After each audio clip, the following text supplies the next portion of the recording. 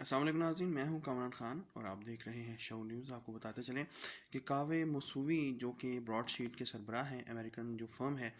جس نے کہ تحقیقات کی ہیں نواز شریف کے حوالے سے، ان کا یہ کہنا ہے کہ وہ بہت زیادہ جو ہے مایوس ہوئے ہیں نیب اور شہزاد اکبر کے کارکردگی سے، کیونکہ میاں نواز شریف پر اب تک کوئی کیس ثابت نہیں ہو سکا۔ انہوں نے کہا کہ ان کی محنت جو ہے ضائع گئی اتنے سالوں کی، جبکہ اس حوالے سے بہت سے موقف بھی سامنے آ رہے ہیں، بہت سے لیڈران جو ہیں وہ اپنے موقف دے رہے ہیں کہ یہ کس طریقے سے کوئی زاہد انجم نام کا شخص جو ہے جو نواز شریف کا رشتہ دار اپنے آپ کو بتاتا ہے، انہوں نے ان کو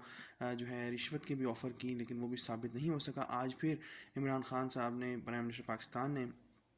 نیا کمیشن جو ہے تشکیل دیا ہے، وفاقی وزراء کی ڈیوٹی لگائی ہے کہ وہ اس کی فل تحقیقات کریں اور اس کو منطقی انجام تک پہنچائیں۔ دیکھنا یہ ہے کہ میاں نواز شریف پر یہ نئے کیسز ثابت ہوتے ہیں یا نہیں ہوتے، یا جو اربوں روپے کی جو پیمنٹ جو ہرجانہ پاکستانی گورنمنٹ نے اس کمپنی کو کیا ہے وہ بھی ضائع جائے گا۔